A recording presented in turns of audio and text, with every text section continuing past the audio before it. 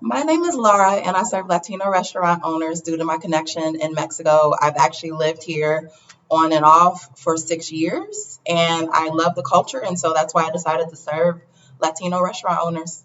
I came across the Aaron, let me, Aaron um, Sanchez Impact Fund a couple weeks ago on LinkedIn, and I fell in love with their mission. It's gonna help me continue doing the work that I do now. I basically raise kids like I'm the auntie. I have like so many adopted nieces and nephews that I'm starting to lose count now.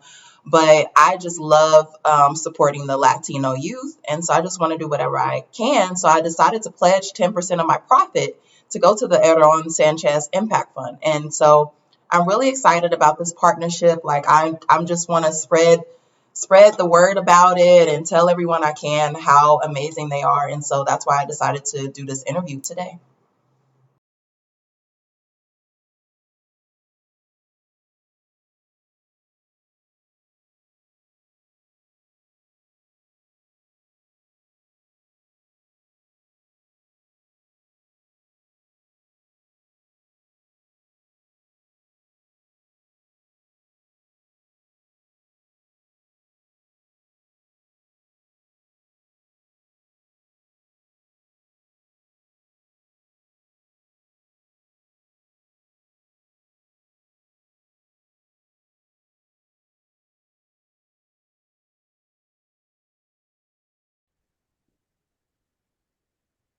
Hi, Jennifer, Miss Jennifer. How's it going today?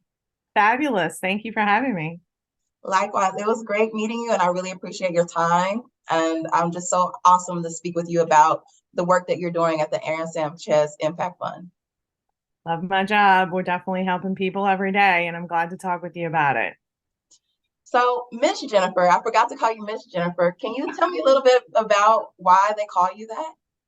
Um, Aaron himself calls me Miss Jennifer, and I giggle. I heard him reference one time that he says that because it's respectful, first of all, to women. He highly respects women and women of influence in his life, coming from being raised with his mother and his siblings.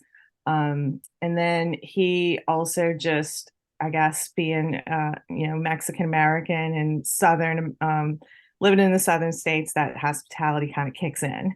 Yeah, and I actually have a We're surprise. almost the same age, so when he refers to me that way, I'm just like, come on, man.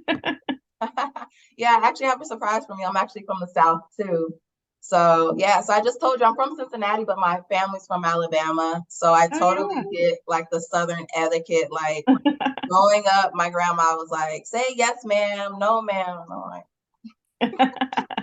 so I totally get the Miss Jennifer. And I think that, and we're gonna get into this later, but I think the Southern hospitality, like I think that really kind of leads in to how you do your job as a director, and I really love it. Like it really helps you shine and helps you serve the community better. Like I just love the Southern hospitality aspect of Well, I embrace it. it. Yeah.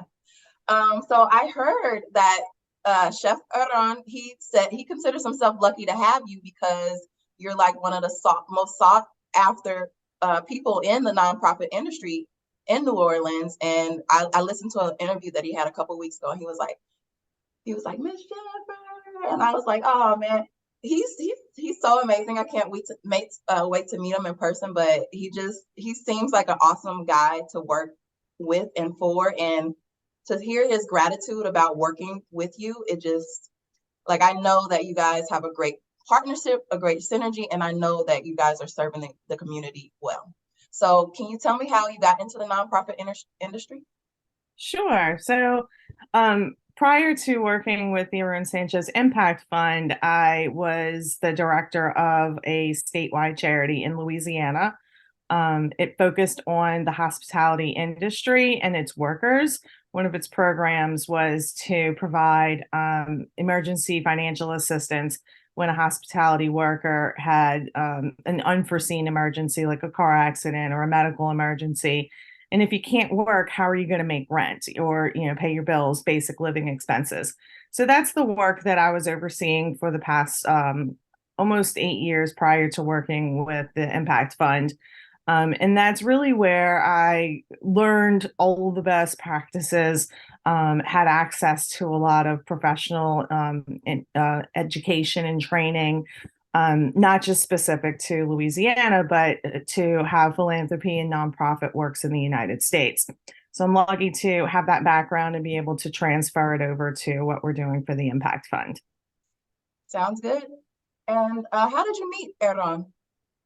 I was actually referred for this position, but to meet him as an individual, I was assisting another nonprofit that we are currently affiliated with, which is the Emeril Lagasse Foundation. They are based in New Orleans and had recruited me to assist their team with a weekend full of fundraising of events. And one of them happened to have been an event hosted at the home of Aaron Sanchez. So that was my first, I guess, intimate opportunity to meet him as an individual. But I was hired help. I was, working a brunch event that was happened to be at his personal home, his private residence. I mean, I was sweeping floors, bussing tables. I did setup work, cleanup work, help clean up behind guests. But that's what we do when we're in event mode. It's all hands on deck.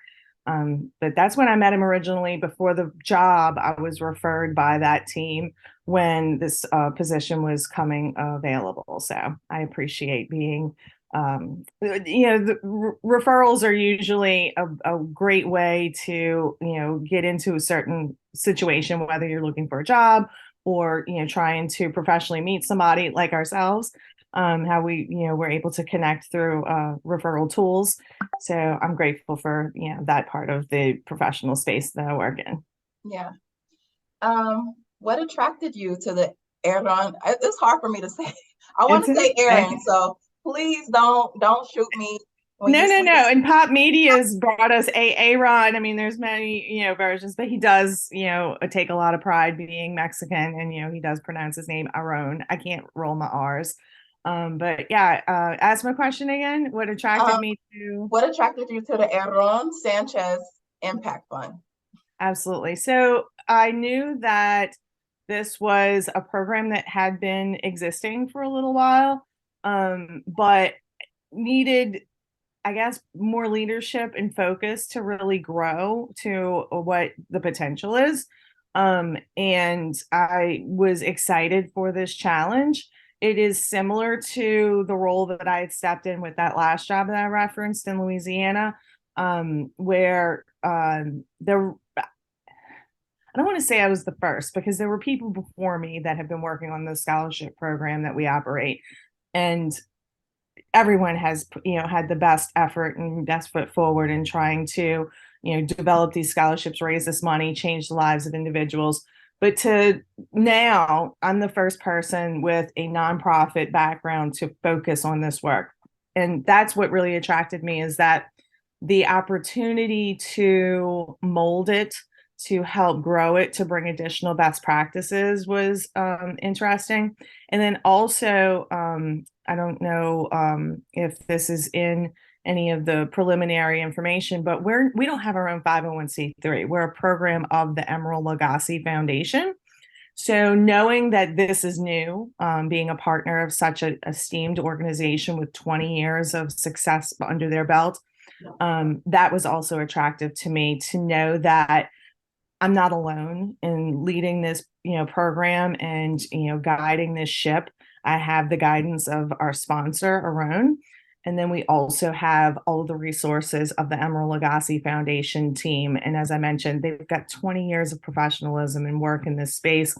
And our missions, the reason that we are able to be a program of their organization is because the glue that binds us together is our focus on youth. Both organizations are working to change the lives of youth in the United States. It happens to be coincidental that we're both founded by chefs that are both men, that both have ties to New Orleans, that both own restaurants, that both have television experience and cookbooks. And there's a lot of synergy between Chef Emeril and Chef Aaron, and they're friends. And, it's not coincidence that, this has come together. Yeah, I'm glad you told me about that, because I totally forgot to ask. And it's great to know more about that partnership because it sounds like you have a very good mentorship within the Emerald Lagasse Foundation that is going to help you yourself develop as a professional, but then also the fund that you direct and fundraise for, develop and grow. So I think that's awesome. It's great. They're a grant giving organization as we are. And, we follow their policies, their procedures, their best practices. So it's not like I was brought in to reinvent the wheel. We've got, great systems to, embrace. We share their softwares, which provide for efficiency. So if someone donates to our organization, we are working as, thin and hard as we can on the, management side to make sure that the impact is happening as the donor expects with their investments. Right. And I think that's very important. Very. Describe the work you've done at, I'm just going to say ASIF. Yeah, ASIF. Yes. We've established that, it's the impact fund. So, since I've been the director, I have helped, as I mentioned, integrate us as a program at the Emerald Lagasse Foundation. And that's a lot of work. It's a lot of administrative stuff. We had to move banking. We have, just a lot of the non-sexy stuff, but somebody's got to do it and you want it done right and you want it done once. So 2022 was a big transition year for us as we got that business taken care of. And then we also went through a rebranding, which the program was originally called the Aaron Sanchez Scholarship Fund. And with our growth goals and moving to the Emerald Foundation and those additional resources, we took advantage of the opportunity to rebrand as the Aarón Sánchez Impact Fund. And what that allows us to do is to continue offering scholarships to change lives, but now we can be more than just scholarships. So our mission was updated to, our mission statement is that we are uplifting the lives of Latino youth through food. So that's been, brought to a very succinct statement and focus for our work. And then the way that we will uplift those lives will be through specific areas. So we're going to continue culinary education, which are the scholarships. We're continuing mentorships, which is an extension of the scholarships. All of our culinary scholarship recipients and alumni have access to mentorship from Chef Aaron and his network of professionals. And then in addition to that, in the expansion area, we're calling human services, which is an area that we can explore to give grants to other nonprofit organizations in the United States that focus on our mission of uplifting the lives of Latino youth through food. And that might look like nutrition education programs or food access. So to kind of sum up this, question and answer, one of the things that we were able to do in addition to the rebrand of becoming the Impact Fund, we also gave our first grant of human services funding, which went to a school system in Central California called the Pajaro Valley United School District. And they have a facility called their Family Engagement and Wellness Center. And there's a food co-op on that school's property. A food co-op is a location in a community where people in need can go and get free food. So in the United States, there's a big network called the Second Harvest Food Bank and Second Harvest Network. This is a small facility that's part of that bigger network. So they have other funding and operations that bring the food to them, and then the community members in need can shop there up to 3 times a week for free to acquire staples that are needed for, keeping their family healthy and fed. That community is full of agricultural workers. Many are Latino families with children, and they go to that school. So what we learned was that they had a very, very limited amount of refrigerated products, which is also often your nutritional things, your produce, your meats, your dairies, and things like that. So they got a grant from another source to get this big refrigeration unit that they've never had before. but they needed gap funding. They didn't have the money to install it. It was a big, huge $10,000 refrigerator. So Yeah. we were able to give them a grant that helped them hire an electrical contractor to get the electricity run, a concrete pad built so that they could put the unit up, and some other things. So our grant was able to fulfill finishing the project, which is in essence going to triple the amount of nutritious and refrigerated products available to these families. So that's exciting. It's small, but when we're able to make these direct human life changes, then we're upholding the mission and then we're growing our impact. So we're really excited about going down this path. And that's some of what I've been doing since I've taken over as director.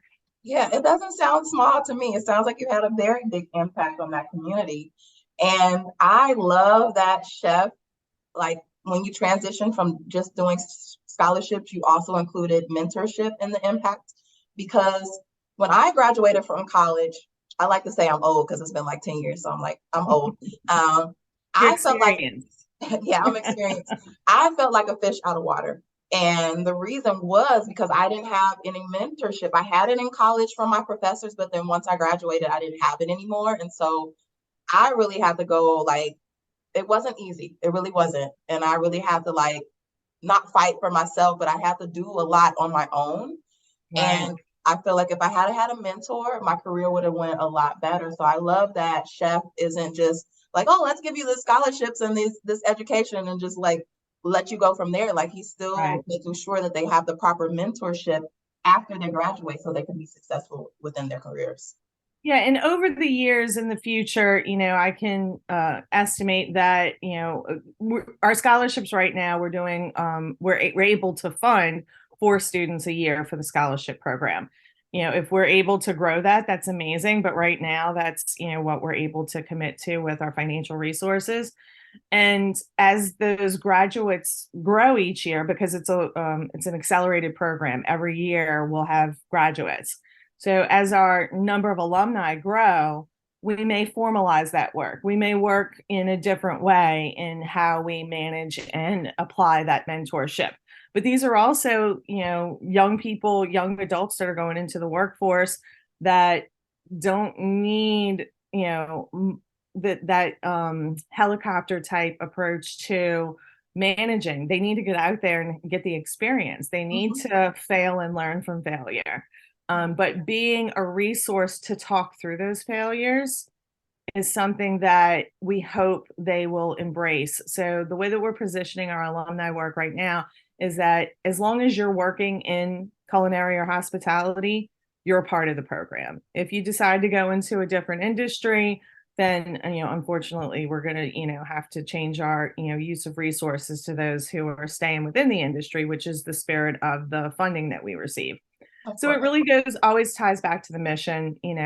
How can we uplift the lives of Latino youth through food? And yeah, as you mentioned, the mentorship is sometimes understated, but it's integral, and in making a small decision or a big life decision. I mean, even myself as a professional, I'm in my late 40s, been working for decades, and in the last, I'd say 5 years, I've embraced personal mentors more than I ever have in my adult life. And I have at least 2 that I know I can call at any time about almost any topic. In addition to your trusted family or friends, having a true mentor, especially somebody in the industry that can guide an individual, is priceless. Yeah, and I think you might not realize that until you're like in your 30s and 40s of how important mentorship is. And so I think getting the youth exposed to this in their 20s and Yes. teens is gonna have such a huge, like, I feel like the mentorship might actually have more of an impact than the actual scholarship, because I feel like the knowledge that the mentors have in the industry is priceless. It really is. So Absolutely. I'm excited to see where the alumni that that are starting the students that are starting now, where they're going to end up, and then like how the alumni now are going to be mentoring them. Like it's just going to be like Yes. it's going to be a family that's growing, I feel. It really is. And that's exactly what Aaron calls it, mi familia, his family. He created this program, and truly embraces the opportunity to engage with each of the individual students. And he's stayed in touch with, everybody as long as they, have embraced his mentorship. We've got a great group of young people that we stay in touch with. It's really rewarding. Oh, I'm excited. Like I want to have a lifetime partnership with you guys. And when you said that, I'm like, I know that I made the right decision. Like, I just love that. Thank you for embracing our work. So how has your New Orleans upbringing, I think we touched on this a little bit, affected the culture of the fund, especially since it's located there? Sure. It is coincidental that I am from New Orleans, the New Orleans, Louisiana area. And that's where I am right now. I'm a work from home professional. And as mentioned, we're part of the Emerald Lagasse Foundation, which is based in New Orleans, Louisiana. That's great and convenient. And Aaron Sanchez has his home in New Orleans and owns a restaurant in New Orleans. And even though he's hardly ever here because of his professional work schedule, traveling coast to coast or country to country, all of those things sound convenient, but aren't necessary for running the Impact Fund. So I am embracing a community that I love. I'm a definitely proud New Orleanian. I love all the strange, weird things from South Louisiana, the food, the Mardi Gras, the music. But it's not integral to being successful in this job. I'm grateful that I, as mentioned, had the previous experience of running a statewide organization that was, still in that space of hospitality, gaining practices of the nonprofit. Reword that, best practices of running nonprofits. But yeah, New Orleans isn't necessary. But I can say that last summer we were able to bring our 4 scholarship recipients. They go. Our current relationship is with a school in New York City. Mm-hmm. So when someone receives a scholarship from us, they go to culinary school in New York City. And last year in 2022, we had 4 students, and in between their classroom work and their externship, when they go to physically work in a restaurant, we were able to bring them to New Orleans for a mentorship trip that was unplanned. We were able to put the financial resources together to provide this. In Louisiana, we call it lagniappe, which is a French word for a little something extra. Oh, okay. So we were able to bring this opportunity to them at the last minute. They came to New Orleans for 2.5 days, where they got to meet Aaron again in person. They had met him previously, but on his home turf, able to go into his restaurant, meet with him and his business partners, and talk about the hard stuff. As we were talking previously about mentorship, nobody tells you that, to be the restaurant owner, you're also the plumber and the dishwasher and, and the floor sweeper, and the non-sexy things about, running your own business. And, when I query the students, oftentimes you'll hear that, that one day goal is to own their own business. So having these mentor moments and meeting with these professionals who are living it, telling you all the dirty, real truths of life was really exciting. But the students came to New Orleans. None of them had ever been to Louisiana or the New Orleans market. So they got to eat the food, experience going into kitchens here. We were able to bring them to the kitchen of Emerald's flagship restaurant and did a private tour with their director of culinary. And again, asking all the hard questions, asking all the dirty laundry stuff that you don't get in the classroom environment. And then we also toured a produce facility and a seafood facility. And I thought the seafood facility tour would be unique because these students, they come from all over the country. Everybody's background is different.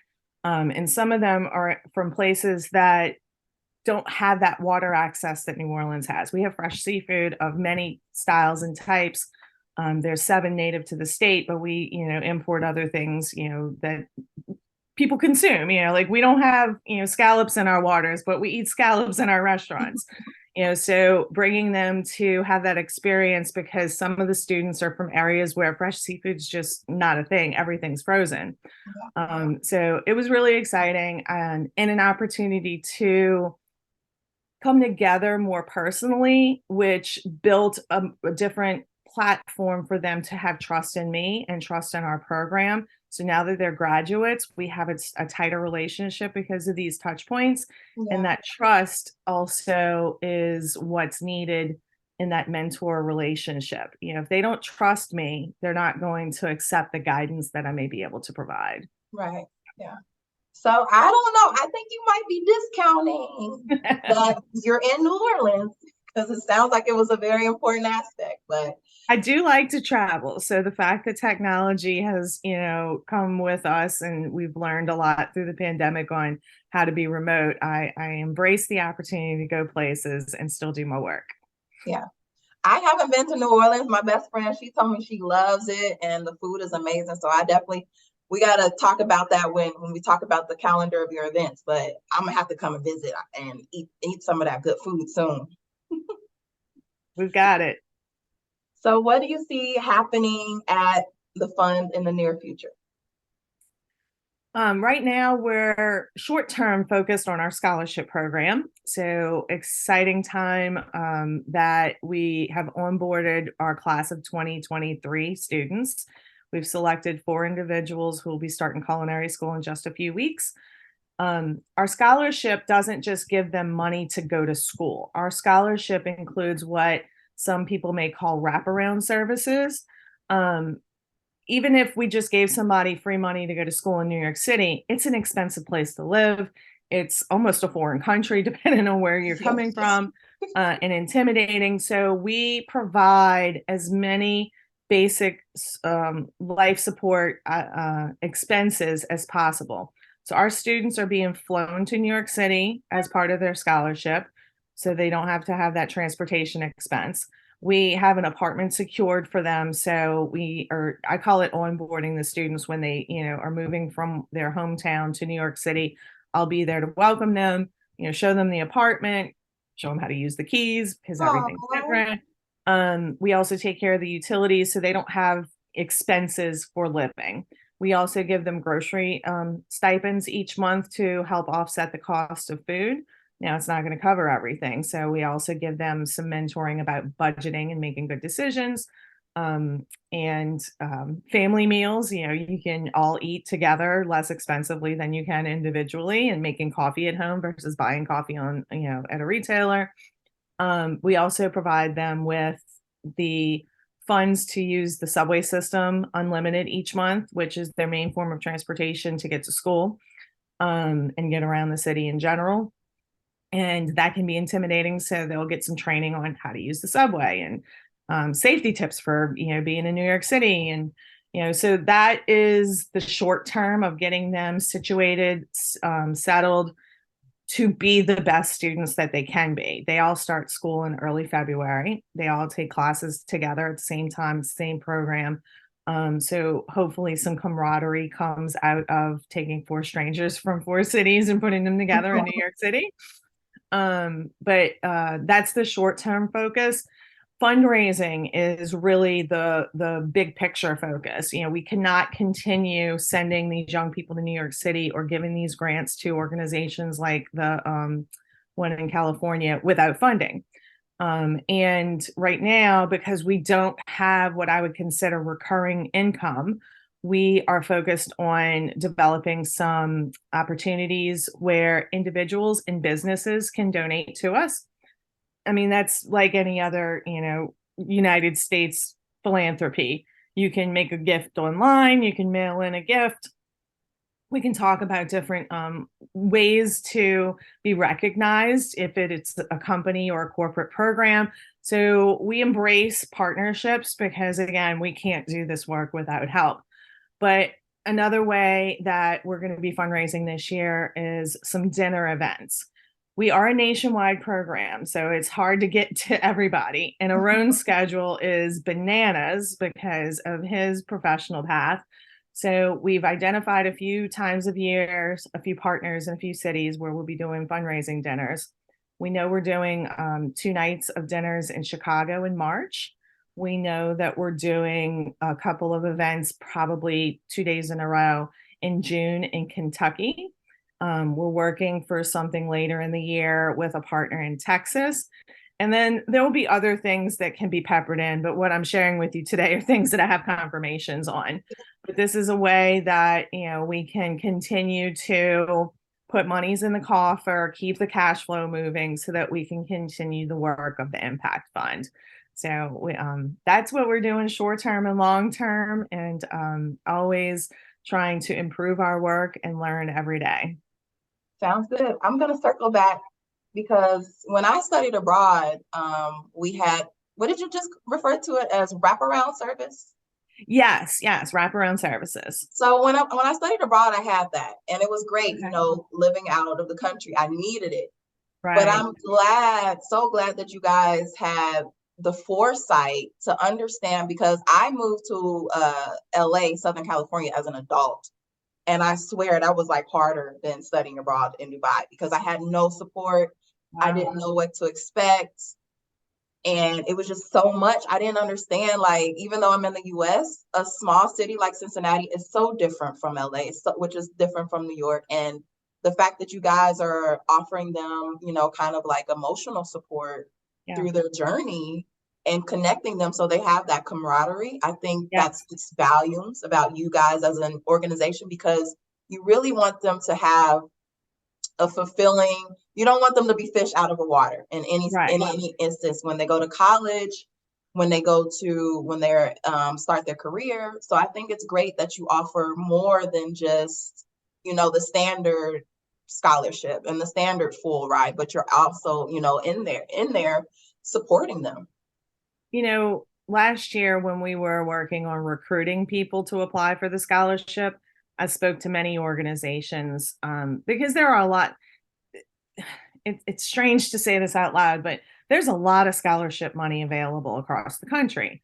Of course, different programs have different requirements and eligibility, and you can call it red tape, or but you have to search for it. Well, I've learned through some partners that give money that they give money every year for scholarships that doesn't get used, including sending people to the same school that we're sending people to. There's scholarship money that's being given out by various organizations around the country, and someone can be rewarded a scholarship but can't cash it in because they don't have the money to get there or the money to live there. And first of all, culinary school is not like a traditional educational facility like a junior college, university. They run on very odd calendars. It's not a traditional semester. Some programs, as I mentioned, the one that we're sending students to, it's an accelerated program. Our students will be done in 8 months with their certificate and Wow. diploma. It's a different kind of education world. These are world-class, award-winning facilities that we're sending individuals to, but it also doesn't have like a dorm facility. Like they don't have their own housing. Mm-hmm. So you're going into New York City with all of those challenges. And that's why we realized the only way we could guarantee, and it's not a guarantee, but the only way that we felt strong that somebody would complete the program at their best potential is to provide those other resources, because you can't stress about all that stuff. And we also, it's not a needs-based program. You don't have to be, in poverty to apply. That's not part of how our program's developed. Yeah. But it can't be assumed that you have those resources. Right. So. And that's a good point, because I actually met someone in 2022. They were awarded a scholarship to study abroad, but they didn't have the funds that they needed outside of the scholarship. So they ended up having to forfeit it because they couldn't go. Yeah. So I think it's great that you guys have the foresight to, New York is an expensive city, right? It is. And that's not going to change. Yeah. So I'm in accounting, so I know, I look at cities like how based on the cost of living there. So, and I'm like, I'm so glad that you guys give them so much support, financially, emotionally, everything. And it sounds like, since the culinary program is so different from the typical college experience, that they need it even more than a normal college student would, because they don't have that same level of camaraderie with all the other people in their age that's going off to college and university. So I think I wish I could use emojis this whole interview because the program is amazing, and Thank you. I'm really grateful for you to take the time to have this interview with me, Miss Jennifer. And tell Chef Aaron, I said hi, and please apologize to him for butchering his name this entire interview. But I'm No gonna judgment. publish. Thank you. I'm gonna publish a calendar of the events after this video, so you guys can check out which ones are coming up soon that are confirmed, and you might see me at one or a few of them scheduled permitting. So I'll be able to apologize to Chef in person, hopefully. And thank you, and have a great day. Thank you very much for your interest in our program and for using your platform to tell others about it. We're grateful. Thanks.